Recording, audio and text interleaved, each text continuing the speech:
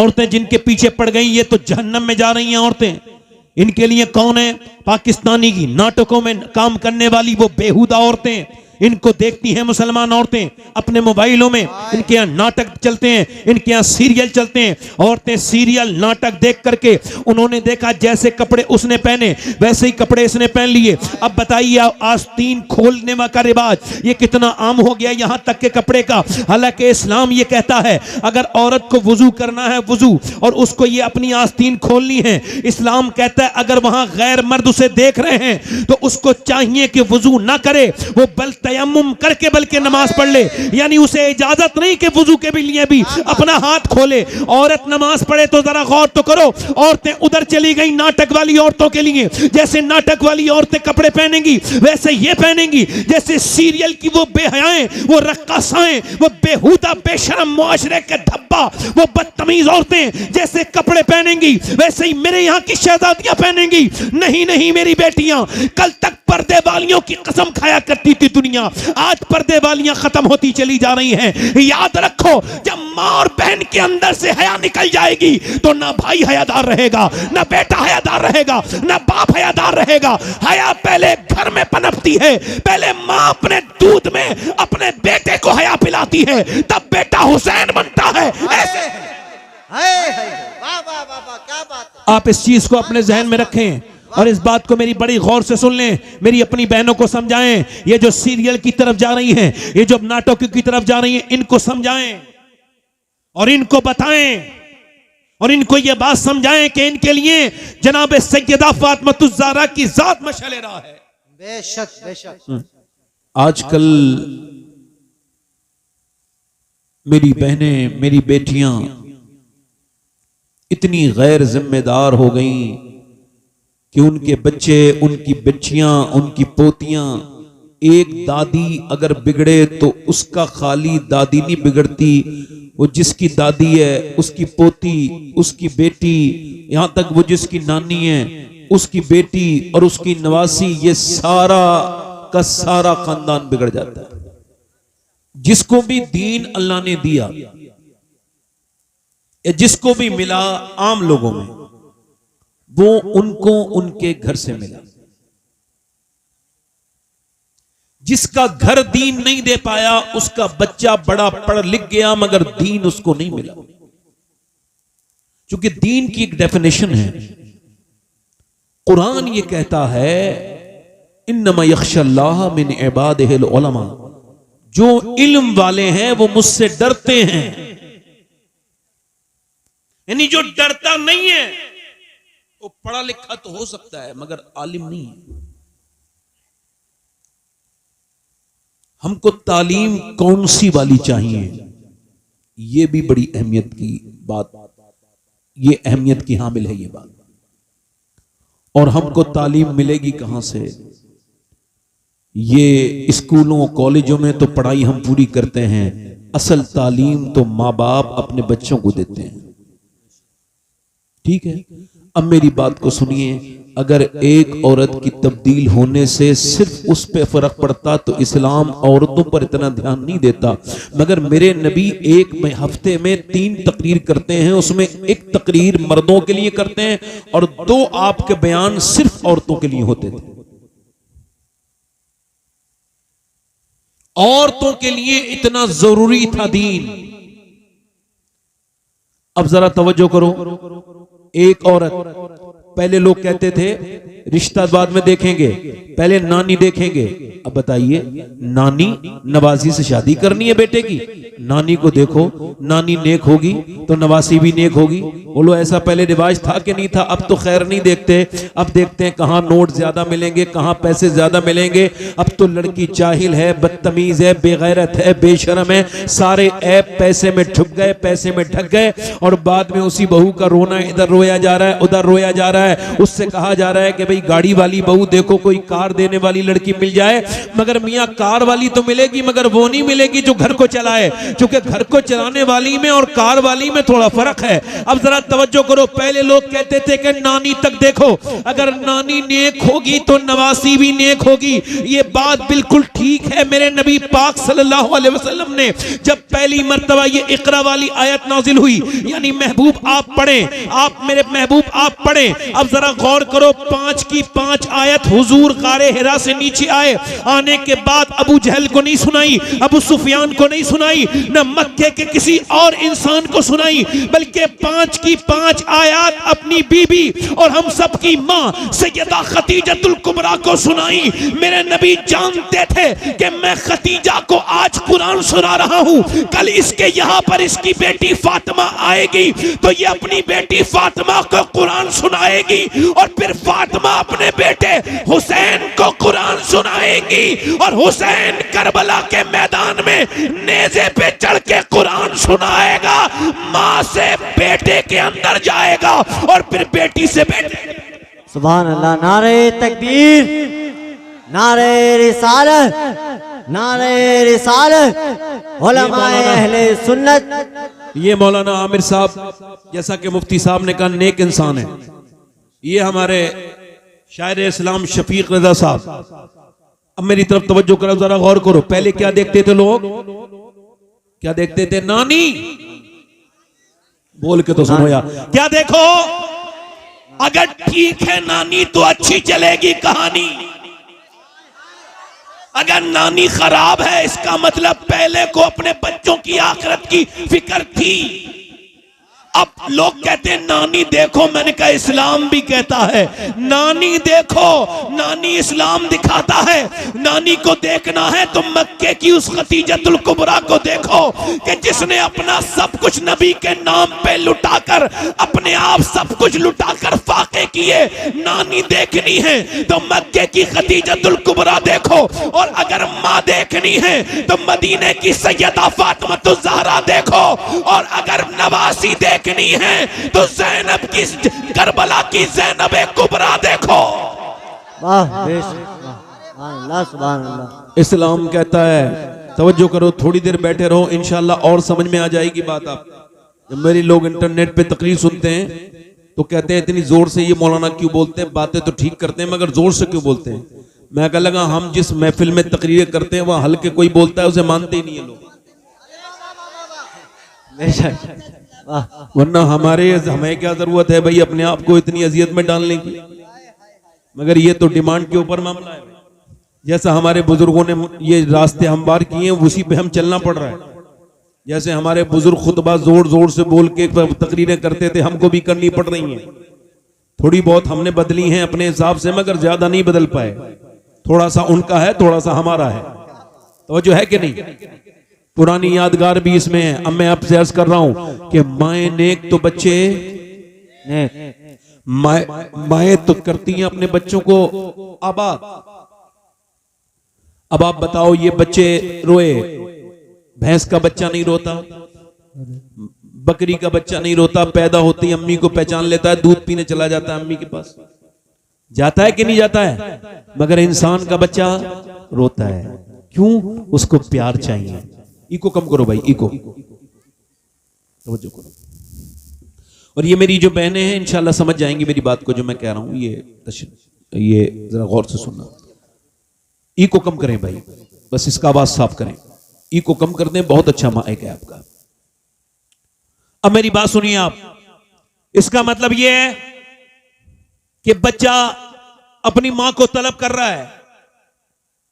ये बच्चे जो क्रिमिनल बने, डाकू, डकैत, सफ्फाक, कातिल, रेजन, ये दादा, इनके बारे में रिसर्च हुआ। ये बच्चे कौन हैं?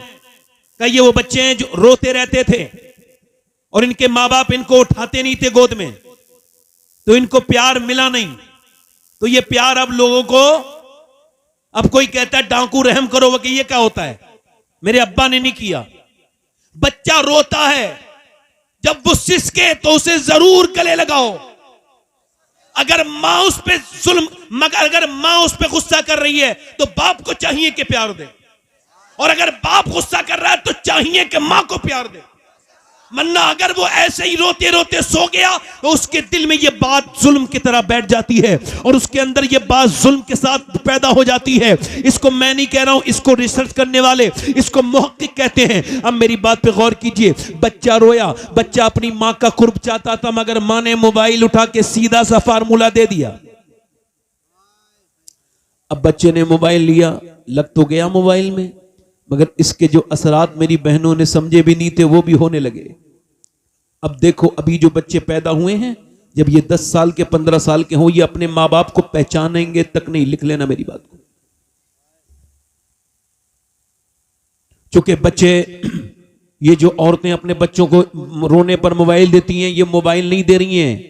इसको कैम्ब्रिज यूनिवर्सिटी ने इस पर रिसर्च किया और कहा ये बच्चों को अपने ड्रग्स दे रही हैं, जहर दे रही हैं। जहर इतना बुरा काम नहीं करेगा जितना बच्चा जब 2 साल का 2.5 साल का मोबाइल के अंदर वो गंदी बेकार सी घटिया चीजें गेम वेम देखेगा, उसके दिमाग पर जो असर होगा उसका असर आप लोग गौर नहीं कर पा रहे हैं। इसको हटेगा कैसे?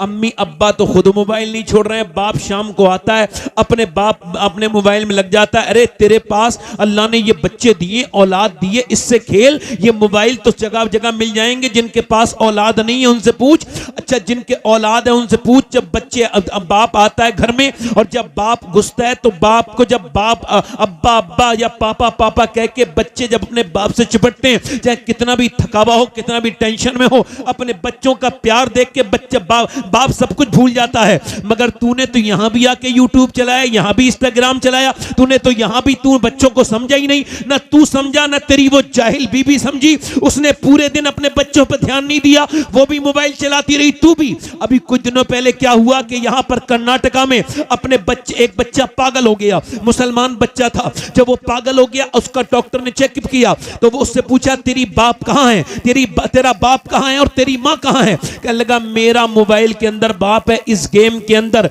ये जो पबजी है इसके अंदर मेरा बाप है, इसी के अंदर ये जो दुनिया के ये जो गेम है इसी के अंदर मेरी मां भी है। मां कहने लगी मैं तेरी मां हूं। बच्चा बोला नहीं, तू मेरी मां नहीं है, मेरी मां तो इस मोबाइल के गेम के अंदर है। अब वो मां रो रही है, बच्चा भी रो के कहता है मेरी मां इस मोबाइल के अंदर है। मां कह रही है हाय मेरे बेटे को क्या हो गया? बाप कह रहा है हाय मेरे डॉक्टर साहब बेटे को क्या हो गया? डॉक्टर ने कहा बिल्कुल आराम से सुनो, मैं समझा रहा हूं। इस बच्चे ने जब रोना शुरू किया था ये तुमको पहचानना चाहता था, तुमसे प्यार करना चाहता था। बच्चे की फितरत होती है कि बाप के पास गोद में जाना चाहता है, मां की गोद में जाना चाहता है, रो रो के बाप से मोहब्बत बढ़ाना चाहता है। मगर तुमने मोबाइल दे दिया, मोबाइल में ये बच्चा बेचारा लगा रहा।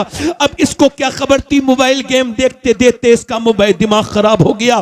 तुमने जिसके, अब तुम कह रहे हो कि ये तुम्हारा बच्चा क्या हो गया? सुनो, तुमने मोबाइल के हवाले किया, बच्चा मोबाइल के हवाले हो गया। अगर कुरान के हवाले करते कुरान के हवाले हो जाता, अगर हदीस के हवाले करते हदीस के हवाले हो जाता, अगर नमाज के हवाले करते नमाज के हवाले हो जाता। इसने अगर तुमको देखा होता कि तुम नबी की नात पढ़ रहे हो, ये नबी की नातें पढ़ के नबी का आशिक बन जाता। ये जो पागल हुआ है हुआ नहीं है, तुमने किया है। तुमने इसको पागल बोलो, क्या तुमने इसको पागल, क्या तुमने क्या किया? आज भी कह रहा हूं अपने बच्चों से मोबाइल छुपा लो। क्या कर लो बोलो? इधर देखो, इको कम करके भाई आवाज बढ़ाओ हल्की सी। दिल लग रहा आप लोगों को? नहीं लग रहा? अपने बच्चों से मोबाइल छुपा लो, उनके सामने ना चलाओ। मेरी बहनों, मेरी बेटियों, ये मैं जो तकरीर कर रहा हूं, आज मेरी तकरीर की इसकी अहमियत आपको नहीं समझ आएगी, मगर आज से ठीक 10 साल के बाद मेरी ये तकरीर अगर जिंदा रही तो उन सारी औरतों को रुलाएगी मेरी तकरीर, जिनसे मैं आज हाथ जोड़ के कह रहा हूं, मेरी बेटियों, मेरी बहनों, तुम्हारा बच्चा कोरा कागज है। देखो, तुम जो इसको सिखाओगी ये वही सीखेगा।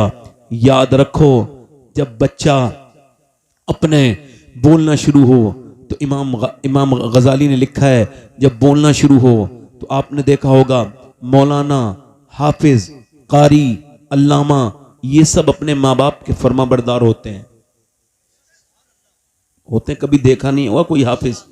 देखा कभी आपने किसी हाफिज को? देखा आपने कि वो माँ बाप का नाफरमान हो? कोई नहीं होता। एक आध कोई जालिम जाहिल हो, उसकी बात नहीं करते। अक्सर जो ज्यादा फीसदी है, जो ज्यादा अक्सरियत है उलमा की, माँ बाप के फरमाबरदार क्यों हैं? आपको बताऊं क्यों हैं? आपको बताऊं, अभी यहां पर चंडीगढ़ यूनिवर्सिटी में एक प्रोफेसर था, उसकी शिकायत हुई कि ये अपनी मां को मारता है। पुलिस के पास कोई एविडेंस नहीं थे, पुलिस ने एक कैमरा लगाया, जूम करके उसके घर में पता लगा कि वो अपनी मां को 80 साल की बूढ़ी मां को मारता है और उसकी बीवी मारती है और उसके मुंह में खून निकल जाता है, तोड़ ताड़ ताड़ मारता है, बहुत बुरा मारता है। मां गिर गई, फिर मारा, दोनों मार रहे थे, वीडियो वायरल हुई। कोई ये कह सकता है वो जाहिल था? उसकी बीबी भी पढ़ाती थी, वो भी पढ़ाता था, ये लेक्चरर, इसकी बीबी प्रोफेसर। अब मुझे आप बताओ, प्रोफेसर लेक्चरर मां को मार रहा है, कोई कह सकता है जाहिल है? नहीं नहीं, वो सारी तालीमें जानता है, फिजिक्स, केमिस्ट्री, मैथमेटिक्स सब कुछ जानता है। मगर दुनिया की सारी यूनिवर्सिटियां ये सब तो सिखाती हैं, केमिस्ट्री पढ़ाती हैं, फिजिक्स पढ़ाती हैं, बायोलॉजी पढ़ाती हैं, मगर दुनिया की कोई भी यूनिवर्सिटी माँ बाप का एहतराम नहीं पढ़ाती। माँ बाप का एहतराम सिर्फ मेरे नबी का कुरान पढ़ाता है, मेरे नबी की हदीस पढ़ाती है। सुभान अल्लाह, सुभान अल्लाह, जिंदाबाद। मेरे नबी का कुरान पढ़ाता है, हदीस पढ़ाती है। और कौन पढ़ाता है? मेरे नबी ने फरमाया, मेरे हुजूर ने फरमाया, जरा जोर से तो बोलो सुभान अल्लाह। हर बच्चा अपने बाप का राज, मौला कायनात मौला अली फरमाते हैं, अपने बच्चों के सामने जोर से ना बोलो। कैसे? अच्छा, ये बच्चे जो गाली बकना सीखते हैं, ये कहां से सीखते हैं? है ना? इसका मतलब कुछ लोग खानदानी बदतमीज होते हैं, है ना? यानी ये कैसे बदतमीज है? अब्बा की वजह से, इनका अब्बा अपने अब्बा की वजह से, और उनका अब्बा अपने अब्बा की वजह से। जैसे शराफत खानदानों में होती है, ऐसे ही जिहालत भी खानदानों में। अब मेरी बात पे तवज्जो करो। ये तो आपने देखा कि मां ने अपने बच्चों को नहीं समझाया, मां ने अपने बच्चों को नहीं सिखाया, बाप ने अपने बच्चों को नहीं सिखाया, मगर जिन माओं ने सिखाया उनका भी अंजाम देख लो। ये दिल्ली है, दिल्ली में एक बच्चा है, वो बच्चा सैयद है, और वो भी हुसैनी सैयद है, आम बच्चा नहीं है। मगर उसकी मां ने, उसके बाप ने मशवरा किया, बच्चे को अल्लाह की मोहब्बत सिखानी है। मां ने अपने शौहर से कहा, आपकी इजाजत हो, एक तरकीब है मेरे पास। मां ने कहा ठीक। क्या बोला बाप ने? बोलो। उसने पूरी बताई बात, ऐसे ऐसे करूंगी। बाप ने इजाजत दे दी। अब जब वो मदरसे से पढ़ के आया बच्चा, तो उसकी मां ने कहा, बेटे तुम 2 रकअत नमाज पढ़ो और नमाज पढ़ने के बाद तुम्हें रोटी मिलेगी। बोला अच्छा ठीक है। उसने 2 रकअत नमाज पढ़ी, अंदर गया, रोटी पका के रख दी थी मां ने गरम गरम, इसने खाई रोटी घी के साथ और फिर सो गया। दोपहर में सोया, दूसरे दिन तीसरे दिन ऐसे ही नमाज पढ़ता भूख में, और 2 रकअत नमाज पढ़ने के बाद अंदर उसको एक रोटी मिलती, खा लेता। अल्लाह से मोहब्बत बढ़ती गई, शौक से नमाज पढ़ता गया। कुछ दिनों और बड़ा हो गया। एक दिन मां किसी मरने में चली गई और मौत से वो वापस ना आ पाई, देर हो गई। अब जब रास्ते में रोने लगी, मालिक मेरा बेटा दोपहर का वक्त आने वाला होगा, और अगर आके उसने नमाज पढ़ी और रोटी उसे वहीं न मिली तो मेरा राज खुल जाएगा कि मैंने झूठ उसकी वजह से बोला था कि तेरी मोहब्बत बढ़ जाए। तो मालिक मेरी झूठ को माफ कर दे, मैं लाज रख ले, मेरी इस मां की लाज रख ले मेरे रब, मुझ पर अपना करम कर दे। अगर मेरे बेटे को रोटी न मिली तो उसका दिल टूट जाएगा। हाय कैसी माएं थी पहले, अपने बच्चों को दीनदार बनाने के लिए क्या क्या करती थी। मां अपने रब के सामने गिड़गिड़ा के रोने लगी, और जब मां रोने के बाद घर पहुंची तो देखा बच्चा सो रहा है। बच्चे से बोली चल बेटे नमाज पढ़ ले और फिर तू रोटी खा लेना। बच्चे ने आंख खोल के कहा अम्मा आप तो बड़ी देर में आई, मैं आया, आके मैंने वुजू किया, नमाज पढ़ी, और आज जब मैंने अंदर कोठे में जाके रोटी देखी तो ऐसी रोटी जैसी आज खाई वैसी रोटी अम्मी मुझे कभी नहीं मिली। ऐसी मजेदार और जायकेदार रोटी मुझे अल्लाह ने अता की है। ऐ मेरी मां आज की रोटी का जवाब नहीं, ये कह के बच्चा फिर सोया। माँ ने अल्लाह का शुक्र अदा किया कि अल्लाह ने उसके बच्चे के लिए गैब से रोटी का इंतजाम कर दिया। वही बच्चा बड़ा हुआ, उसका नाम था कुतुबुद्दीन बख्तियार काकी। रोटी को कहते हैं, हम रोटी को हिंदी में कहते हैं काकी। तो जिसकी माँ ने उसे रोटी वाला बुजुर्ग बनाया, दुनिया के बादशाहों के दिल्ली के नाम मिट गए, मगर जो अपनी माँ की तरबियत से वली बना, आज भी उस कुतुबुद्दीन की दरगाह दुनिया में चमक रही है। सुभान अल्लाह सुभान सुभान अल्लाह सुभान बकरी अल्लाह। नहीं नारे तकबीर, नारे रिसालत, मसलके आला हजरत। और जब यही कुतुबुद्दीन बख्तियार काकी जब मदरसे गए तो इन्होंने 15 कुरान के सिपारे एक साथ बिस्मिल्लाह से सुना दिए। किसी ने कहा, उस्ताद ने कहा, बेटे ये कहां से सीखा? कहने लगे मेरी माँ 15 कुरान की हाफिजा थी, 15 पारे हिफ्ज थे उसको, और वो चलते फिरते इतना कुरान पढ़ती थी कि मुझे याद हो गए। इसका मतलब यह है कि मां बाप से ही दीन मिलता है। अगर कोई अब तक बेनमाजी है और उसके बच्चे हो गए तो अब उसको चाहिए कि वो नमाज शुरू कर दे, क्योंकि अब तक वो अकेला बेनमाजी था, अब उसकी नस्ल बेनमाजी होने वाली है। ठीक है, मेरी बात नहीं समझ आ रही है आपको? मेरी बात नहीं। हाँ, अब मैं आपसे थोड़ी सी बातें और कर लूं। कुरान एक ऐसी किताब है, अल्लाह की किताब, अल्लाह का कलाम। इस किताब को जिसने भी छोड़ा मुसलमान ने, वो बर्बाद हो गया। और इस वक्त में सबसे बड़ी तकलीफ यही है कि मियाओं के ताबीज़ को तो तकरीबन अच्छे तरह से वो लगते हैं, मोम जामे, खुशबू, सब कुछ, और उसको जैसे वो कपड़े में कहेगा मियाँ वैसे ही पहनेगी, और जैसा वो देगा वैसे ही में पहनेगी मेरी बहन। मगर वो कुरान जो मेरे नबी की लाए हैं, अल्लाह का कलाम है, उस कुरान पे गर्द जमी भी है, उसे कोई उठाने वाला भी नहीं मिल रहा। समझ आ रही है आपको? इलाज काहे से हो रहे हैं? इलाज देखो, एक बात बुरा ना मानना मेरी बात का, जब बीमार होते हैं तो सब नहीं मरते, कुछ ठीक भी हो जाते हैं। ऐसे ही अगर किसी मियाँ के तावीज़ से किसी को फायदा हो गया तो इसका मतलब ये मैं समझना मियाँ के तावीज़ में कोई मामला है। अरे 100 जाते हैं तो 90 नहीं ठीक होते, 10 ठीक हो, दुनिया में नाम करते हैं। तो धंधा है, कारोबार है। मेरी बात आपको बुरी लगे कोई मसला नहीं है। ये जो मियाँ लोग बैठे हैं, सबको नहीं कह रहा हूं, जो बुरे हैं उनको कह रहा हूं। कुछ जिन्हें बुरा लगे, किसे कह रहा हूं मैं? उसे कह रहा हूं। एक मियाँ थे, वो मुझसे नाराज हो गए, आपने मेरे खिलाफ तकरीर कर दी। मगर मैं तो आपको जानता भी नहीं। कहने लगे लोग मुझे ही देख रहे थे सब। मगर तो तुम अपनी आदतें सुधारो ना। वो उनके पास गए और जाके बोलो मियाँ कोई हमारी ये लिख दो तावीज़। वो औरत गई, मैं बड़ी परेशान हूँ। तो उसने कहा लाओ तुम्हारी फाल खोलता हूँ। उसने खोली और खोलने के बाद उसमें मिला क्या? कुछ भी नहीं मिला। मगर उन्होंने कह दिया तेरे ऊपर इसने जादू। औरत भी बेचारी इतनी बेवकूफ़ होती हैं कुछ औरतें, सबकी बात नहीं कर रहा हूँ, सारी औरतें भी मेरी बात का बुरा ना मान जाएं, मगर वो कुछ होती हैं बेवकूफ़, उसकी बात मान ली। इधर देखो, तवज्जो करो, मेरी तरफ गौर करो, मेरी तरफ तवज्जो करो। अब वो कह रहा है साहब कि ये इस तरह से, एक हमारा दोस्त है, वो एक मियाँ के पास गया, कहने लगा मेरे नाना के बारे में देखो मियाँ क्या मामला है। कहने लगा तुम्हारे नाना की तबीयत ठीक नहीं है, उन पे जादू है। कहने लगा वो तो 2 साल पहले मर गए।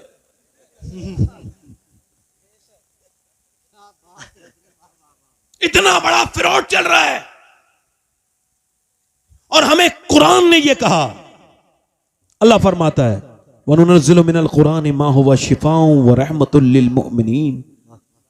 ये कुरान क्या है? शिफा है और रहमत है। इब्ने अब्बास कहते हैं खाली बदन की बीमारी की शिफा नहीं, ये रूहानी बीमारियों की भी शिफा है और बदन की सारी जिस्मानी बीमारियों की भी शिफा। इसको पढ़ना चाहिए था। ये कुरान तो अब कोई पढ़ता नहीं। कुरान तो हमारे अंदर से निकल गया। नबी की बेटी हैं, सैयदा हैं, तैयबा हैं, ताहिरा हैं, आबिदा हैं, जाहिदा हैं, खातून जन्नत हैं, सैयदा फातिमा ज़हरा हैं, सैयदा उम्मे सलमा फरमाती हैं, मदीने की और औरतों को हमने देखा कि वो अपने बच्चों को लोरियां सुनाती थी, अरबिक लोरियां, वो लोरियां दे दे के सुनाती थी अपने बच्चों को। मगर मदीने में एक सैयदा फातिमा ज़हरा, इन्होंने अपने बच्चों को कभी लोरी नहीं सुनाई, बल्कि ये जब भी सुनाती थी कुरान सुनाती थी। क्या सुनाती थी बोलो?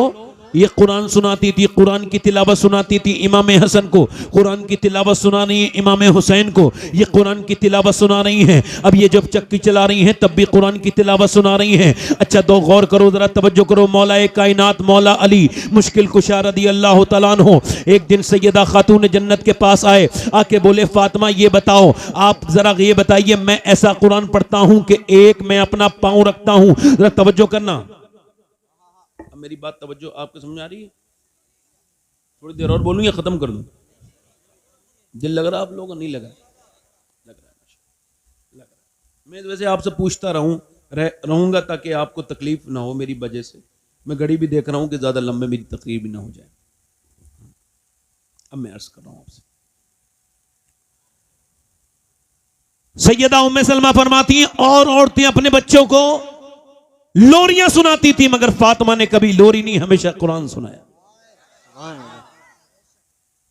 देखो कुरान अल्लाह की किताब, जो कुरान पढ़े, जो कुरान को अपने घर में तिलावत करवाए, जो खुद पढ़े। अच्छा आप में से इतने लोग बैठे हैं, सब कुछ जानते हैं, बोल बोल के सब कुछ निकाल लेते हैं। मोबाइल में सुबह को सूरह यासीन सुन लिया करो बोल के। बोलो इसमें कितना सवाब मिलेगा आपको? मिलेगा नहीं मिलेगा? आप तवज्जो कर रहे हैं मेरी बात पे? नहीं। अब मैं जो आपसे अर्ज कर रहा हूं मेरी बात पे ध्यान दीजिए आप लोग। कुरान जब तक घरों में नहीं पढ़ा जाएगा ना कोई तालीम घरों में आएगी। और दुनिया की सबसे बड़ी तालीम यह है कि कुरान को समझो।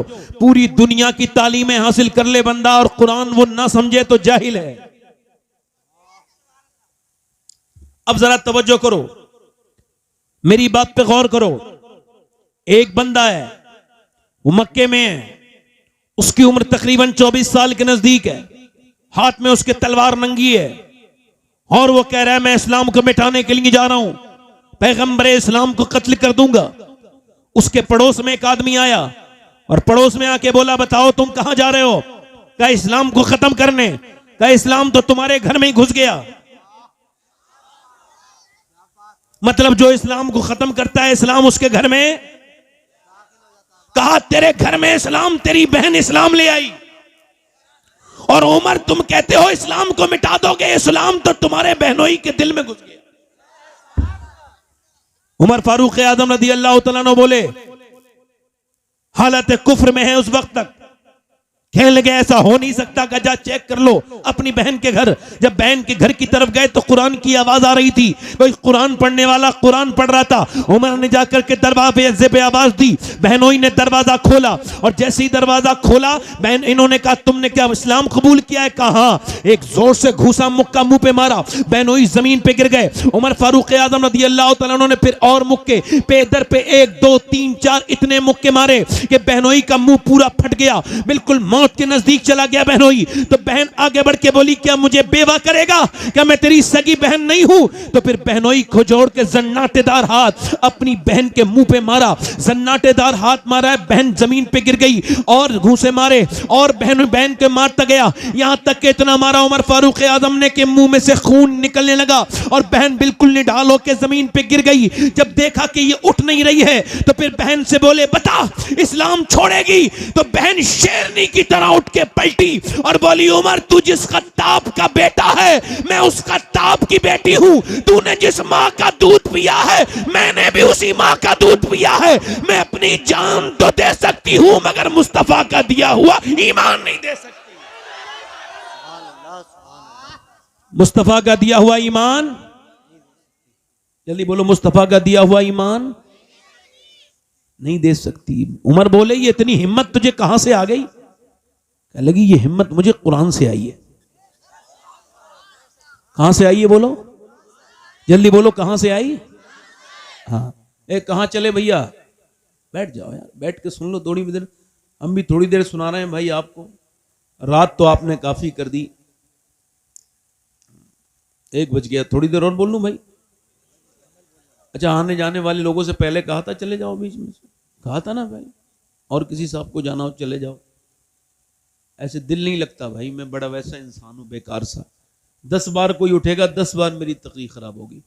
किसी को मेरी तकरीर खराब करानी है, वो उठने लगे बीच में से, बस भूल जाता हूं मैं तो सोच रहा हूँ यार बड़ी दिल से मैं बोल रहा हूं, तो ये लोग सुन क्यों नहीं रहे? खैर, ध्यान से सुनो, आपकी मर्जी है। उमर बोले अपनी बहन से ये जुर्रत कहां से आई? कहने लगी इस्लाम लाने के बाद जुर्रत आई है। उमर बोले वो कुरान जरा मुझे भी तो सुना दे, मैं भी तो पढ़ के देखूं। बहन बोली नापाक के हाथ में कुरान नहीं दिया जाता, तू नापाक है। उमर पाक हो जा। बहन से बोले चल तो फिर पाक कर। बहन पानी लेके आई, मगर बहन बहन होती है। पानी जब लेके आई तो उसने दुआ करना शुरू की। पानी हाथ पे डाल रही थी और ये कह रही थी मालिक देख मेरा मुंह कैसे फाड़ दिया है इसने, कितनी बुरी तरह से मारा है मेरे मालिक, मैं तेरी कमजोर बंदी हूं। अच्छा ठीक है, और कोई साहब जाना चाहते हो चले जाएं, चलें। खैर, अल्लाह आपको जज़ाए खैर अता फरमाए। मैं नाराज नहीं हो रहा हूं, और भी कोई साहब जाना चाहते हो चले जाएं, ठीक है, चले जाएं, चले जाएं, जाएं। इसी वजह से तारीख नहीं देता, मैं बता रहा हूँ इसी वजह से, और नहीं होता ऐसा, और कहीं मेरे साथ ऐसा नहीं होता है। इसी वजह से सिर्फ उन लोगों को जो लोग संजीदा बातें सुनना पसंद करते हो उनके पास जाना चाहिए आदमी, जिंदगी अपनी खराब नहीं करनी चाहिए। इसका क्या मामला है? इसका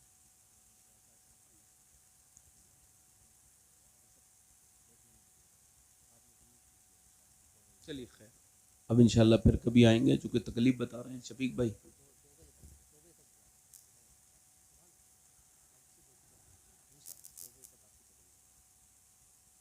खैर चलिए, कोई बात नहीं।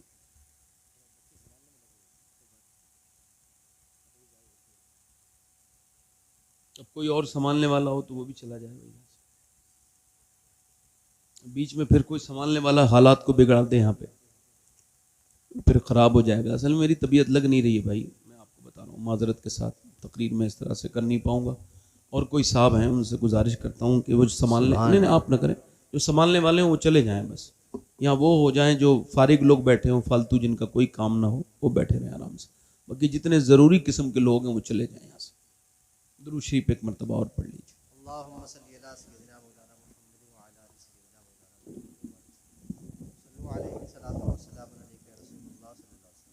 मैं ये अर्ज कर रहा था आपसे, बहन ने अल्लाह की बारगाह में रोना शुरू किया और कहा मालिक कि मेरे भाई की जिंदगी बदल दे। या अल्लाह, हाथ धोना मेरा काम है और दिल को धो देना तेरा काम है। मालिक मैं कमजोर औरत हूं, मैं क्या कर सकती हूं, इसने मुझे जितना मारा है, तू बेहतरीन कदरदान है, तुझको मालूम है कि मैं कैसे पिटी हूं। ए बेपना ताकतों वाले, ए फजल करने वाले, अपनी बंदी पर अपना फजल व करम फरमा दे, अपना रहम फरमा दे। जब बहन रोई, अल्लाह ने उमर के दिल को ऐसा धोया कि उमर ने तलवार अपने हाथ में लेके कहा चल नबी के पास, अब मैं कलमा पढ़ूंगा। उमर जब नबी के पास पहुंचे, मेरे नबी ने उमर को पकड़ा, झटका दिया, उमर तू कब ईमान लाएगा? कदमों में गिर के बोले अभी ईमानी तो लेके आया, लाने के लिए आया हूं।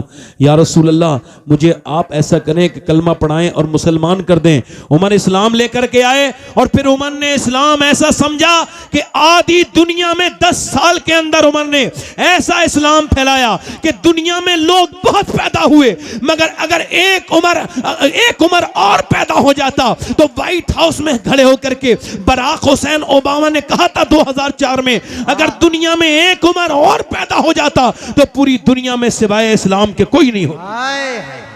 नारे तकबीर, नारे रिसालत, मजहबे इस्लाम, फैजाने गौसे आज़म, मसलके आला हजरत का तालीमी बेदारी कॉन्फ्रेंस हजरत अल्लामा सैयद। इसका मतलब यह है कि बहन ने जब मक्के में कुरान सुनाया, बहन ने मक्के में कुरान सुनाया तो फिर जरा क्या हुआ कि फिर भाई उमर बना। इसका मतलब बहनें अपना काम करना छोड़ दी हैं, इस वजह से मुआशरा ऐसा है। माएं अपने काम करना छोड़ दिया है, इस वजह से मुआशरा ऐसा है। औरतों के लिए ये मशाले रा नहीं थी औरतें, औरतों के लिए मशाला रा तो सैयदा कायनात की जात थी, सैयदा फातिमा ज़हरा की जात थी। और मौला कायनात मौला अली फरमाते हैं, तवज्जो करना, कहते हैं मेरी शादी हुई हुजूर की बेटी सैयदा फातिमा से। किससे बोलो? सैयदा फातिमा से। कहते हैं हुजूर ने अपनी बेटी को रुखसत किया, मैं अपने घर में आया, मेरी बीबी मेरे घर में थी। कहते हैं मैंने अपनी बीबी को देखा, मैंने रोने लगा तो मुझे देख के वो बोली आप रोते क्यों हैं, क्या आपको मेरे साथ निकाह मंजूर नहीं था? तो मौला अली कहते हैं कैसी बात करती हो फातिमा, तो फिर आप रोते क्यों हैं? फरमाने लगे मौला अली, ऐ मेरी फातिमा, बात यह है कि कितनी भी गरीब की लड़की की शादी हो, एक दो जोड़ी कपड़े वो पहन लेती है, उसको दुल्हन का जोड़ा तो ठीक ठाक मिल ही जाता है। एक तो मैं आपके सब्र पे रो रहा हूं, और दूसरा अपने नबी ने जो मेरे नबी ने जो तुम्हारी तरबियत की है उस पे मुझे रोना आ रहा है कि दोनों आलम के मालिक व मुख्तार की बेटी है, और उसके जिस्म पर जो कपड़े की चादर शादी वाले दिन पड़ी है उसमें 17 पैमद लगे हुए हैं, मगर हुजूर की बेटी को कोई अफसोस नहीं है, कोई उसके चेहरे पे शिकन नहीं है। हजरत फातिमा उठी, हजरत अली के आंसू पोंछे और कहा मेरे सरताज आप अपना दिल थोड़ा ना करें। मेरे अब्बा फरमाते हैं फातिमा, अल्लाह कपड़ों से राजी नहीं होता, अल्लाह तो पर्दे से राजी होता है, सजदे से राजी होता है।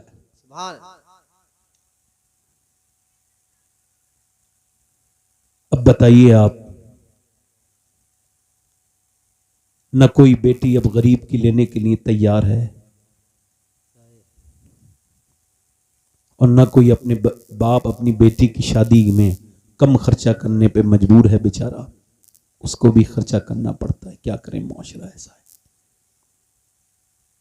मगर ये बताइए आप सब बेटी वाले हो, हम सब बहने वाले हैं। मौला कायनात मौला अली फरमाते हैं रदी अल्लाह तआला अन्हु, कहते हैं मौला अली एक दिन नबी मेरे घर आए और कहा फातिमा चलो मैं तुम्हें बुलाने आया हूं। एक दीवार बीच में है, कितनी दीवार बीच में हुजूर के घर में, और फिर बुलाने आए हैं नबी अपनी बेटी को, फातिमा चलो मैं आपको बुलाने आया हूं, अब्बा आप तशरीफ रखें। पानी पेश किया अब्बा, फिर सैयदान से हुजूर ने फरमाया फातिमा चलो। कहा अब्बा मेरे शौहर घर पे नहीं है, वो इजाजत देंगे तो जाऊंगी। सुभान अल्लाह सुभान अल्लाह। अब आप मुझे बताओ, आजकल जो तलाकें हो रही हैं, आजकल जो घर घर झगड़े हैं, उसमें दोनों तरफ की गलतियां हैं। मैं एक को नहीं कहूंगा, इसमें बाप की भी गलती है कि वो अपनी बेटी पे बेवजह बेटी को अपने उसके घर में इंटरफेयर करता है। मेरे नबी को नाराज हो जाना चाहिए था। फातिमा अली कौन होते हैं? अली मेरा गुलाम है, मेरा कलमा पढ़ता है, मैंने उसको पढ़ा लिखाया, मेरे पास मैंने उसको पाला है, अली के साथ मैंने तेरी शादी की है, चल मैं अली से बात कर लूंगा, चल तू मेरे साथ, यही तो कहना चाहिए था। मगर नहीं, मेरे नबी बैठ गए, बाप बेटी बातें करने लगे, मौला अली का इंतजार होने लगा। अली कुछ देर के बाद आए, नबी ने फरमाया अली आ गए, या रसूलल्लाह हाजिर। कहा अली मैं फातिमा को बुलाने आया था, मैंने इनसे कहा कि चलो मेरे साथ, तो फातिमा ने मुझसे कहा मेरे सरताज मेरे अली नहीं है अब्बा, अगर वो आ जाएंगे अब्बा मेरे सरताज तब जाऊंगी, उनके हुक्म के बगैर नहीं जाऊंगी। मेरे नबी पाक ने अपनी बेटी का पेशानी चूमी और ये नहीं कहा बेटी चल, बल्कि कहा फातिमा तुझे आज भी अपने अब्बा की तालीम याद है, तू अपने बाप की बात को भूली नहीं। ए अली, इन्होंने कह दिया अली आएंगे। अली अंदर गए कमरे में फातिमा ज़हरा को लेके, ए फातिमा तुमने ये क्या कर दिया? मेरे नबी ने कहा तुम तब नहीं गई, अर्ज की मेरे सरताज अगर मैं चली जाती तो इससे मेरे अब्बा नाराज हो जाते। मेरे अब्बा नहीं तो फरमाया था अली के बगैर कहे तुम किसी के साथ न जाना फातिमा, मैं अपने अब्बा। वाह वाह वाह, सुभान अल्लाह सुभान अल्लाह सुभान अल्लाह, जिंदाबाद माशाअल्लाह। मैं अपने अब्बा की फरमा बरदारी कर रही। वाह मैं अपने अब्बा की बात मान रही थी मेरे सरताज। आज मेरी बहनें, मेरी बेटियां, और मैं आपसे कह रहा हूं ये बातें अपनी बीवियों को मत बताना। ये हदीस ना, ये हदीस बीवी को बताओगी तो वो गुस्से में उल्टा चलेगी। उसके मिजाज में इस बात को तस्लीम करना नहीं है, उल्टी सीधी बातें करेगी। ये बात अपनी बहन को बताना, आहा, अपनी बेटी को बताना, क्या बात है। ताकि तुम्हारी बेटी जाके किसी का घर बना दे, तुम्हारी बहन जाके किसी का घर बना दे। तवज्जो करना मेरी बात पर। मेरी बहनों से पूछना चाहता हूं, कल कयामत का दिन होगा और तुमसे मेरी बहनों हिसाब होगा। मेरे नबी पूछेंगे कि तुमने अपने बच्चों को कैसे तालीम दी। है मेरी बेटियों, तुम्हें तो मेरे नबी ने यह तालीम दी, दुनिया का कोई मजहब वो हक नहीं दे सकता जो नबी ने दिया, और आज नहीं 1400 बरस पहले दिया। अल्लाह के रसूल सल्लल्लाहु अलैहि वसल्लम ने फरमाया कि औरतें उल्टी पसली से पैदा हुई हैं, बाई पसली से, इन्हें सीधा करोगे तो ये टूट जाएंगी। फिर क्या करें या रसूल अल्लाह? उनसे निभा कर लेना, उनसे निभाना, उनकी बुरी बातों को बर्दाश्त कर लेना।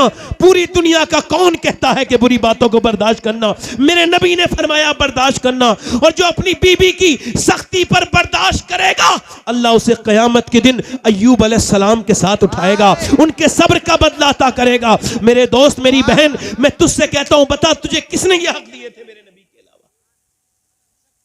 मगर मेरी बहन, तूने तो उसको समझा ही नहीं। तूने तो मेरी बहन मेरी बेटी इसको नहीं समझा, और तू चली गई किस तरफ? तू चली गई अंग्रेज लिबास की तरफ, तू चली गई अंग्रेजों की तरीके की तरफ। तेरे घर से कुरान निकल गया। तू चाहे कैसे ही कुरान पढ़ती है, मगर सुबह को पढ़ा कर, अपने कुरान को मत तर्क कर। मेरी बहन, मेरी बेटी, किसी मियाँ के ताबीज से तेरे घर में बरकत नहीं आएगी। जब तू कुरान पढ़ेगी तब तेरे घर में बरकत आएगी। बेशक। मेरी तरफ ध्यान दें और मेरी तरफ गौर करें। मेरी बेटियां हैं। आज इस गांव में ये बात अपनी मैं तकरीर की आखिरी कह के जा रहा हूं कि कयामत का दिन होगा और नबी की बेटी भी होगी और तुम भी होगी, और तुम्हारी अलमानियां भरी हुई कपड़ों की। और नबी की बेटी ने अगर तुमसे पूछा, बताओ कि एक दिन नबी पाक सल्लल्लाहु अलैहि वसल्लम अपनी बेटी के घर पे गए, आवाज दी, फातिमा अंदर आ जाऊं। अंदर से आवाज आई, जी अब्बा, अगर तन्हा है तो तशरीफ लाएं। अब्बा तन्हा? मौला अली ने, मेरे आका फरमाते, फातिमा मेरे साथ इमरान आए हैं, एक सरदार थे अरब के, वो आए हैं। हुजूर ने फरमाया, तो सैयदा ने अर्ज की, अब्बा उन्हें न लाएं। फातिमा क्यों न लाऊं उन्हें? अब्बा उन्हें न लाएं। फातिमा क्यों न लाऊं? अंदर से आवाज आई, अब्बा आपकी बेटी के पास इतने कपड़े तो नहीं है वो किसी गैर मर्द के सामने जा सके, उसके एक जोड़ी में पैमद लग चुके हैं। मेरे नबी पाक ने अंदर चादर भिजवाई और अंदर गए। वैसे बेटियां बाप को देख के पहले जमाने में रोने लगती थीं। बाप आया है देखने, मेरा भाई आया है बुलाने। अपने मैकों से बड़ा प्यार होता है।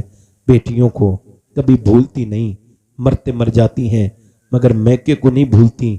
अपने घर की बादशाहत में उन्हें उतना मजा नहीं आता जितना अपने बाप की फकीरी में उनको मजा आता है। मेरे नबी पाक ने अपनी बेटी से पूछा, मेरी फातिमा क्या हुआ है मेरी लाडली? तेरे चेहरे पर बड़ा गमगीन है चेहरा, चेहरा पीला भी होता है, चेहरे में गड्ढे भी पड़े हैं चेहरे में, क्या बात है मेरी सैयदा? अब्बा कोई और बात तो नहीं, बस एक बात यह है कि अल्लाह का शुक्र है। और फातिमा बताना। बाप ने जब कई बार पूछा तो बेटी रोने लगी, अब्बा मैंने 5 दिन से कुछ नहीं खाया, मेरे पेट से एक पत्थर बंधा हुआ है। मेरे अब्बा और कोई बात नहीं है। नबी आगे बढ़े, पेशानी को चूमा, कहा फातिमा आज 5 दिन से कुछ नहीं खाया है, तेरे बाप ने 9 दिन से कुछ नहीं खाया। मेरे पेट से 2 पत्थर बंधे हुए हैं। अल्लाहु अकबर। सिजनुल मोमिनीन है ये दुनिया और जन्नतुल काफिर है ये दुनिया। मेरी फातिमा ये मोमिनीन के लिए तो ये कैद खाना है और ये जन्नत है काफिर के लिए। मेरी बेटी अगर तुमने आज 5 दिन से कुछ नहीं खाया तो तुम्हारे बाप को आज 9 दिन हो गए। मैंने आज 9 दिन से कुछ नहीं खाया है। उस नबी की बेटी को क़यामत के दिन हर इंसान को जवाब देना है। मेरी बहनें भी जवाब देंगी। ये मेरी बेटियां, ये मेरी बहनें, ये मेरी लाडलियां, छोटी बहनें, इन सब से कहता हूं कि जब तुम मरोगी उस वक्त में क्या होगा? हुजूर को क्या जवाब?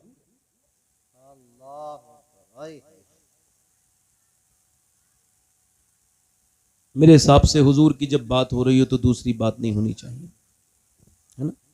मुझे बड़ा डिस्टर्ब होता है, स्टेज पे भी जब कोई बात करता है तकलीफ होती है। आला हजरत फाजिल बरेलवी फरमाते थे, जब कोई उनके यहाँ मीलाद की महफिल में अपनी बात करता था, फरमाते तुम्हारी बात इतनी ज़रूरी है कि हुजूर की बात के बीच में बात कर रहे हो। तकलीफ होती है, मगर कोई बात नहीं, सारी वजह सामने है, डिक्लियर है, साफ है।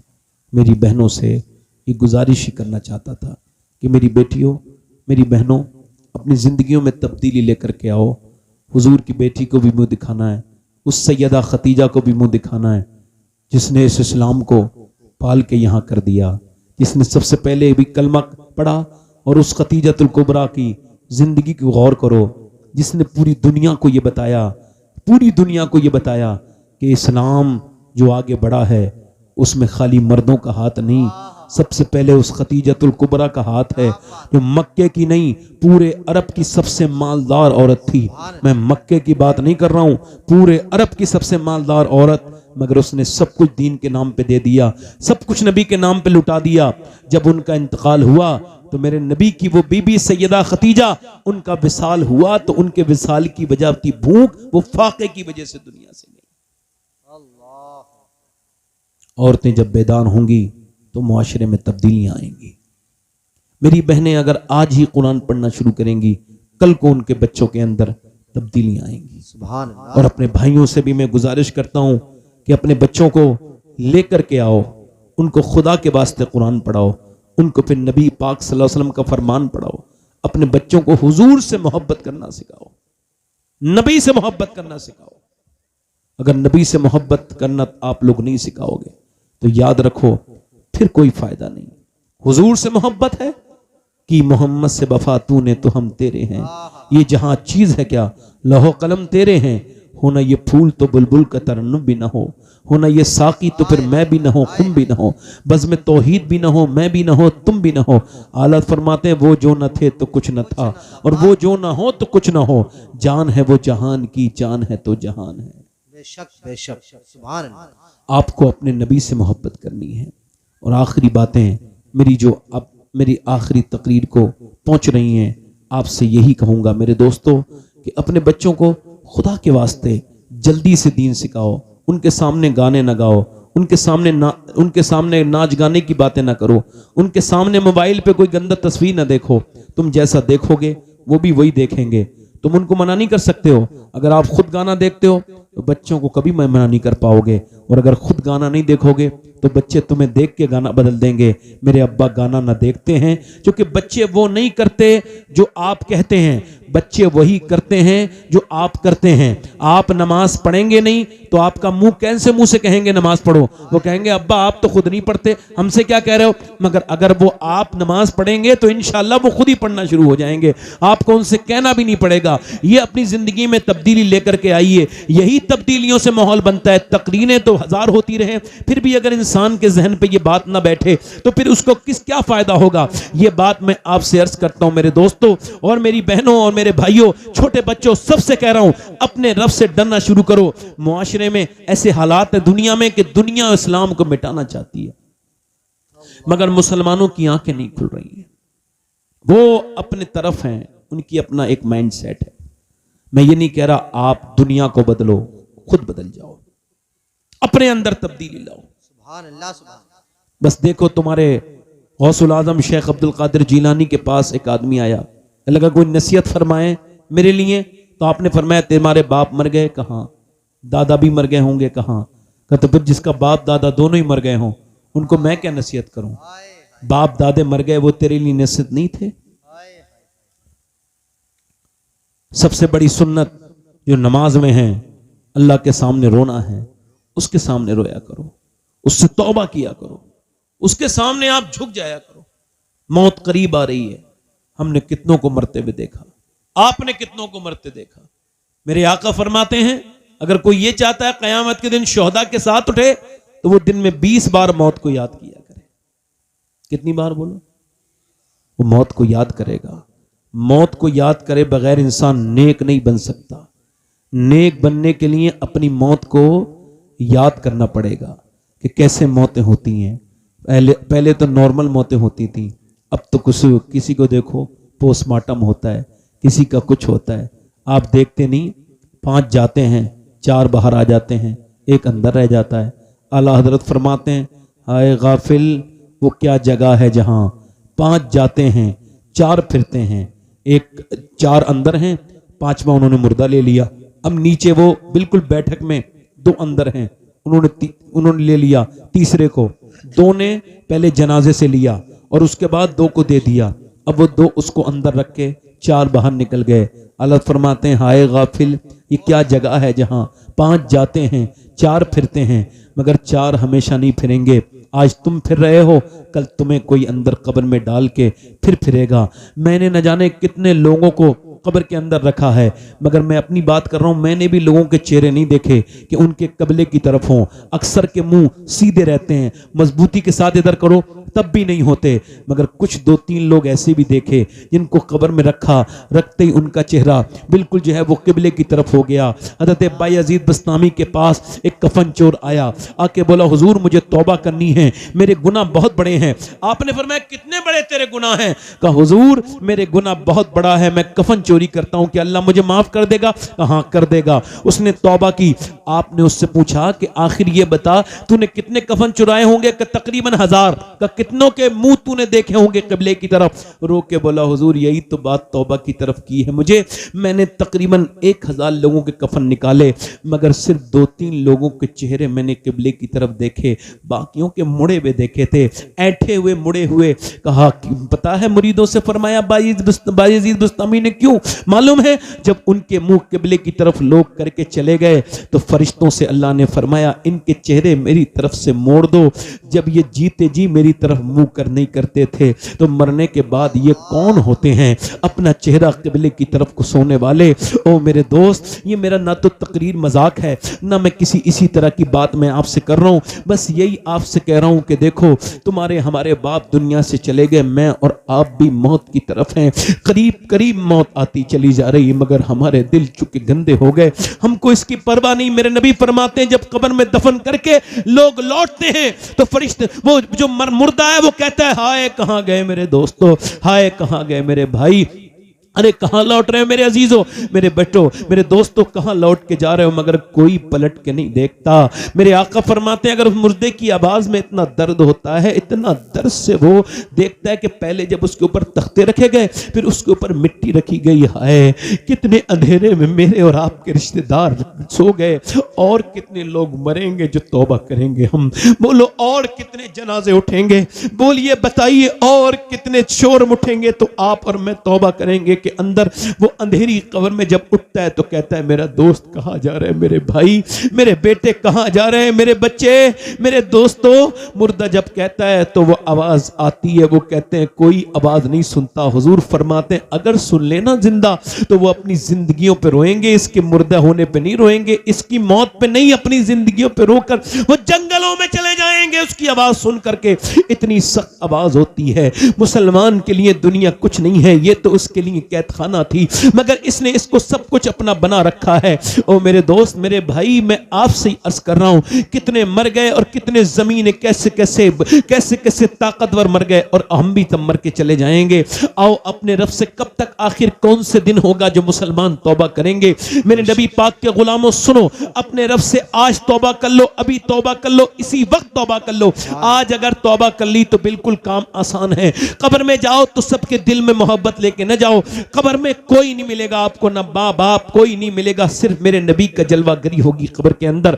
हुजूर से मोहब्बत करके जाओ, नबी पाक से मोहब्बत करो, और अपने गुनाहों को याद किया करो। रात को सोया करो तो सोचा करो, आज इस नरम बिस्तर पे लेटा हूं, मगर कुछ 1 महीने के बाद हो सकता है कि 1 दिन के बाद हो सकता है कि 1 हफ्ते के बाद हो सकता है 10 साल के बाद हो सकता है 20 साल के बाद, चलो मान लो 50 साल के बाद भी सोना तो इसी ठंडी जमीन पे है, यहीं पे सोना है।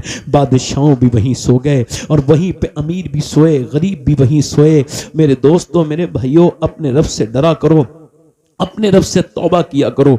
एक औरत है और वो मूसा अलैहिस्सलाम के ज़माने में एक आदमी के पास आई है, आखिरी बात है मेरी, आके कहती है मेरे साथ मुझे कुछ दे दे, भूखे हैं मेरे बच्चों को, वो भूखे हैं, मेरा आदमी बीमार है, कुछ दे दे। वो कहता है मैं तुझे बड़ा पसंद करता हूँ, तू रात को आ जाना, मैं तुझको दे दूंगा। उसने कहा मैं अपना जिस्म नहीं बेचना चाहती, चली गई। फिर वापस आई, कहने लगी तुझे जो करना हो वो कर लेना रात को, अभी मेरे बच्चे भूखे हैं, मर जाएंगे, वो कुछ दे दे। इसने कुछ दे दिया, वो चली गई। ये रात को फिर आई इसके पास, इसने इसको कमरे में बिठाला, करीब गया, इसके जब जिस्म पे हाथ लगाया, रोने लगी। कहा क्यों रोती है? कहा पैसे नहीं मिले? कहा पैसा सब कुछ नहीं होता है। कहा फिर? कहा बात यह है कि जब मैं सजदा करती हूँ तब भी अल्लाह मुझे देखता है, और जब मैं अपना जिस्म बेच रही हूँ तब भी मुझे मेरा रब देख रहा है। मैं उससे यही कह रही हूँ मेरे मालिक मुझे माफ कर देना, अगर मैं मजबूर न होती और मेरे बच्चे भूखे न होते तो कभी ये बुरा काम न करती। ये कह के वो रोने लगी और ऐसी कांप के, ऐसी सिसक के रोई, ऐसी कांपी, अल्लाह का करम हुआ, उसका दिल धुल गया। वो जो आदमी था बोला जा मैं तुझे अपनी बहन बनाता हूं, तूने मेरी आंखें खोल दी, मैं ऐसी तेरे साथ जुल्म कर रहा हूं और तुझ पर कितना परेशानी है, फिर भी अल्लाह से डर रही है। वो तो चली गई और ये सजदे में गिर के बोला मालिक मैंने कितनी इज्जतें लूटी हैं, कितनी इज्जतें लूट ली, कितनी मैंने लड़कियों की इज्जतें लूटी, मैं कितना गुनहगार हूं। उसके तो हाथ तक नहीं लगाया था फिर भी रोई, और मैं तो कितना खताकार हूं, अगर मेरे जैसा कोई गुनहगार नहीं तो तेरे जैसा करीम भी कोई नहीं है। ए बेपनाह ताकतों वाले तू मुझे माफ कर दे, अपनी मेहरबानियों से मेरी खताओं को माफ कर दे। अल्लाह के सामने ऐसा रोया कि सो गया। सुबह को मूसा अलैहिस्सलाम आए, दरवाजे पे दस्तक दी, का दरवाजा खोला, का तुम्हारा नाम क्या है? क्या ये नाम है?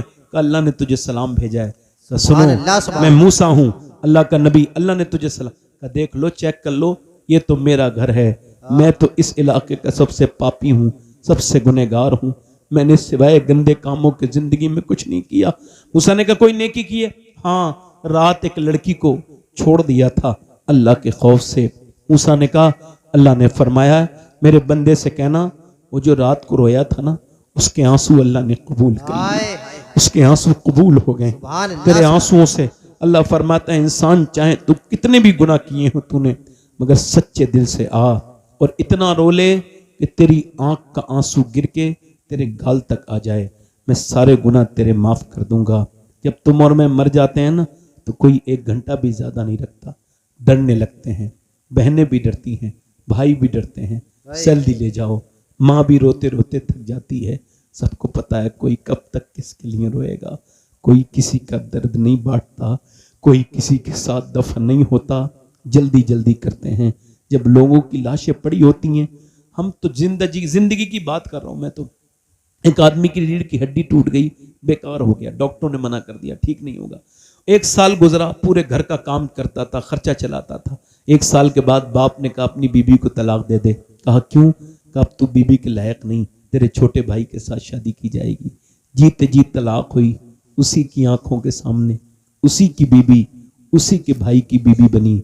और फिर उसने रो के दुनिया वालों से ये कहा कि मेरे पास जब तक दौलत थी सब कुछ मेरे पास था, आज मैं चारपाई पे पड़ गया, बीबी ने भी साथ छोड़ दिया, भाइयों ने भी साथ छोड़ दिया, इस बेवफा दुनिया पे मत कर एतबार मेरे भाई, तू अचानक मौत का होगा शिकार। ये जीते जी तेरी नहीं है, ये सब तेरे काम के लोग हैं, कोई किसी से प्यार नहीं करता। देख तो न तेरी बहन काम आई, न तेरा बाप काम आया, न तेरा भाई काम आया, मगर आज जब तू जिंदा है, तू जब कब्र में जाएगा तो कोई नहीं होगा ना, मगर मेरे नबी ने तुझे वहां भी अकेला नहीं छोड़ा, वहां हुजूर तशरीफ फरमा होंगे, मेरे आका कब्र में तशरीफ लाएंगे, वही मेरे हुजूर हैं। 2 हस्तियां ऐसी हैं जिनसे मोहब्बत का हक नहीं अदा हो सकता, एक अल्लाह है, एक उसका रसूल है। अल्लाह जिसने हमें बेशुमार नेमतें दे के मुसलमान बना के अपने हबीब का गुलाम बना के पैदा किया, और उसका रसूल जिसने हमारे लिए दुआएं की, कब्र में हुजूर हमारे लिए आएंगे और हश्र के दिन हुजूर आंसू बहाएंगे। जब तक हम लोग बख्शे न जाएंगे तब तक हुजूर जन्नत न जाएंगे। मेरा इमाम कहता है पेश हक मुजदा शफात का सुनाते जाएंगे, आप रोते जाएंगे, हमको हंसाते जाएंगे। मेरे नबी से मोहब्बत करो, उसके रसूल से मोहब्बत करो, अल्लाह से मोहब्बत करो, उसके रसूल से मोहब्बत करो। मेरी तकरीर तमाम हो गई। आपसे पूछना चाहता हूं, कितने लोग आप लोगों में ऐसे हैं जो हुजूर के नाम पे अपनी जान दे सकते हैं? जरा हाथ उठा के बताएं। नीचे हाथ कर लें, नीचे हाथ कर लें। जान देने वाले कुछ भी कर सकते हैं, जान का वक्त नहीं है। आप में से कितने लोग ऐसे हैं जो हुजूर के नाम पे जान भी दे देंगे और आज से हुजूर के नाम पे पूरी दाढ़ी भी रखा लेंगे? इस महफिल में खड़े हो जाएं वो नौजवान, सिर्फ दाढ़ी रखाने वाले खड़े हो जाएं। आओ इधर आ जाओ भाई, इधर आ जाओ, पूरी सुन्नत आ जाओ। हाय हाय हाय हाय, सुभान अल्लाह सुभान अल्लाह। 100 शहीदों का सवाब है, दाढ़ी कटाना मुंडाना एक ही बराबर है। इधर आ जाओ। कोई किसी के साथ कब्र में नहीं जाएगा। ऐसे भी आज कोई किसी को ना देखे, सब अपने अपने अमल देखे। नीचे को आके कर लें आप लोग। आप दाढ़ी कटाते हो क्या? तो आप बैठ जाओ। आपके नहीं है, ये बगैर दाढ़ी वालों को बुलाया जाना चाहिए। चौथा आशिक रसूल है कोई? 100 शहीदों का सवाब। हाय हाय हाय, कोई आशिक रसूल हो तो उठे और कहे, अब तक जिया था सभी के लिए, भाइयों के लिए, दुनिया वालों के लिए, मगर आज से जीऊंगा नबी के लिए, क्योंकि ताजु शरिया कह के गए हैं, जिंदगी ये नहीं है सभी के लिए, जिंदगी है नबी की, नबी के लिए। वाह वाह वाह, सुभान। कोई चौथा आशिक रसूल है इस महफिल रसूल में जो इस सुन्नत रसूल को अपनी आ जाए और खड़ा हो जाए और नबी की सुन्नत पे अमल करे? ये 3 लोग खड़े हुए हैं, इधर से उधर से। हर नबी की दाढ़ी, हर वली की दाढ़ी, दाढ़ी रखाना वाजिब है हर मुसलमान पर। इसको कटाना या एक मुट्ठी से कम करना, ये दोनों हराम हैं। तो कोई और आशिक रसूल है? कटाना या मुंडाना, मुट्ठी से कम करना भी हराम। कोई चौथा आशिक रसूल हो जिसकी छोटी दाढ़ी हो? अब तक आज से वो तौबा कर ले। हुजूर के नाम पे आज से पूरी दाढ़ी रखाने के लिए कोई चौथा आशिक रसूल हो तो खड़ा हो जाए। पैगंबर इस्लाम का दीवाना, हुजूर का, ये दुनिया से आप मोहब्बत कर लो, ये आपका साथ नहीं देगी। हुजूर की तरह सुन्नत रसूल लगाओ, हुजूर की सुन्नत से मोहब्बत करो। कब्र में मेरे नबी तशरीफ लेके आए। सुभान अल्लाह सुभान अल्लाह। ये जिनके लिए दाढ़ी मुड़ा रहे हो कब्र के बाहर के लोग हैं। दाढ़ी जिसकी सुन्नत है वो कब्र के अंदर तशरीफ लाए। बेशक मोहब्बत के लिए हुजूर से मोहब्बत करो। जो आज भी आपसे मेरे सरकार जितनी मोहब्बत करते हैं, इतना कोई आपसे मोहब्बत नहीं करता, याद रखना। कोई है चौथा आशिक रसूल इस महफिल रसूल में? आगे पीछे से ये 3 हो गए। कोई चौथा हो इधर से कहीं से, कोई दीवाना। एक बारी और कह रहा हूं, कोई दीवाना हो चौथा तो खड़ा हो जाए। है कोई चौथा आशिक रसूल इस महफिल रसूल में? हुजूर का आशिक चौथा कोई हो तो देर ना करे भाई, जल्दी खड़ा हो जाए। कोई चौथा आशिक रसूल हो तो इस महफिल रसूल में खड़े होके अपने नबी के नाम पे पूरी दाढ़ी रखाने की नियत करे और कहे, मैं आज से इंशाअल्लाह हिम्मत करके खड़ा हो रहा हूं। खड़ा होना मेरा काम है और तौफीक देना ये अल्लाह का काम है, सुभान अल्लाह। और कहना मेरा काम है, तौफीक देना भी अल्लाह का काम है। मेरे हाथ में होता तो मैं तो सबको, मगर ये अल्लाह के इख्तियार में, सबके तो नसीब में नहीं होता। मगर फिर भी कुछ सुन्नत रसूल वाला, एक और 4 यार की सुन्नत हो जाएगी। हुजूर के 4 यार, 4 की हो जाएगी। ये 3 तो हो गए। चौथा कोई आशिक रसूल हो तो इस महफिल में अपने नबी की सुन्नत पे अमल करे। 100 शहीदों का सवाब है। कितने शहीदों का बोलो? 100 शहीद। कोई लड़का समझ रहा हो शादी नहीं होगी, अच्छी लड़की से शादी करनी है तो शादी से पहले दाढ़ी रखाओ, क्योंकि कोई भी खराब बेहुदा बेशरम लड़की दाढ़ी वाले को पसंद नहीं करती। दाढ़ी वाले को वही पसंद करती है जिसे आमना का लाल पसंद हो, नबी की शरीयत पसंद है। बेशक बेशक। है कोई चौथा आशिक रसूल इस महफिल रसूल में? कोई एक दीवाना और हुजूर के नाम का। देखो मैं कोई आपसे कोई नाउम्मीद नहीं, आज नहीं रखाओगे कल रखाओगे भाई। जरा नम हो तो ये मिट्टी बड़ी जरखेज है साकी। ऐसा तो नहीं कि आपसे मैं नाउम्मीद हो रहा हूं। फिर भी चौथा कोई आशिक रसूल हो तो खड़ा हो जाए अपने नबी के नाम पर। आजा बेटे आजा। कोई इस बच्चे को देख के मजाक ना उड़ाए, ये मोहब्बत का मामला है। पुराने लोग बैठे हैं काफी, मैंने देखा है काफी पुराने। अब देख तो लो, ये आज हुजूर के नाम पे खड़े हुए हैं, इनकी जिंदगियों में तब्दीलियां देखना। मेरे सरकार अपने आशिकों को ऐसे अकेला नहीं छोड़ते, मेरे नबी साथ देते हैं मेरे यहाँ। सुभान अल्लाह। सुन्नत रसूल का मतलब ये आशिक रसूल बन गया बंदा। पंजतन पाक का मानने वाला कोई 5वां नौजवान हो तो आज हिम्मत करे, हौसला करे। ये है हिम्मत के काम। गाड़ियों में मुकाबला करते हो, मोबाइलों में मुकाबला करते हो। मुकाबला करना है तो नेकियों में मुकाबला करो, सुभान अल्लाह सुभान अल्लाह। सुन्नतों में मुकाबला करो। सुभान अल्लाह। कोई है 5वां आशिक रसूल जो अपने नबी की सुन्नत के लिए खड़ा हो जाए और अपने पैगंबर के नाम पर ये सुन्नत रसूल रखा ले?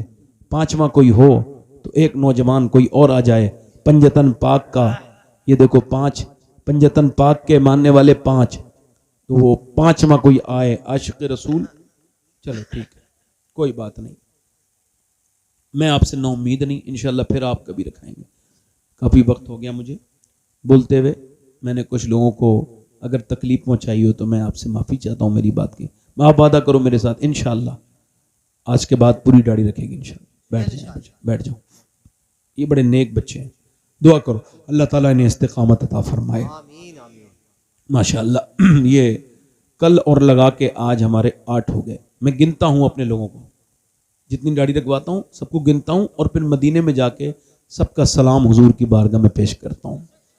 तो हुजूर इतने लोग राजी हुए हैं आज आपके नाम। सुभान अल्लाह सुभान अल्लाह, माशाअल्लाह, मुबारक हो आपको। अब जरा बताइए हुजूर की आंखों की ठंडक क्या है, कब्र का उजाला क्या है? जल्दी बोलो, जल्दी बोलो। हुजूर की आंखों की ठंडक, मोमिन की मेराज, दीन का सुतून।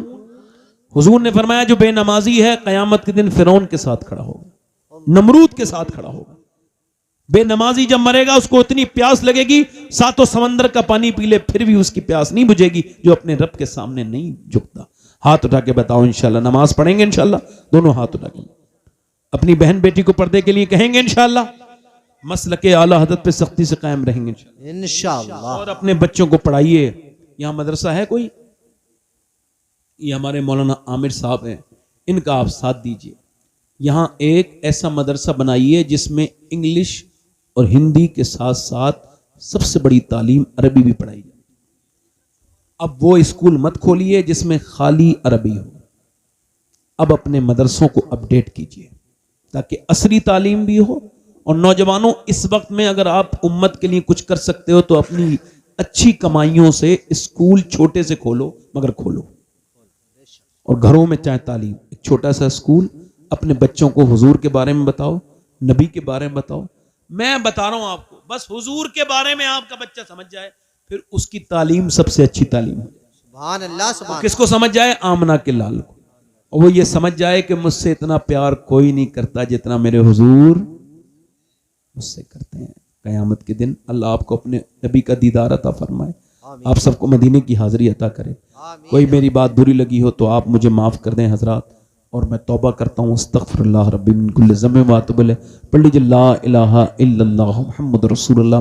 मेरी ज़िंदगी का मकसद तेरे दीन की सरफराजी, मैं इसीलिए मुसलमान, मैं इसीलिए नमाजी। इस्लाम जिंदाबाद, मसलके आला हजरत पाइंदाबाद। वस्साबिक़ून अस्साबिक़ून उलाइकल मुक़र्रबून। सदक़ल्लाहुल अज़ीम। वमा लना इल्लल बलाग। अस्सलामु अलैकुम व रहमतुल्लाहि तआला व बरकातुहू। खड़े हो जाइए। सलातो सलाम।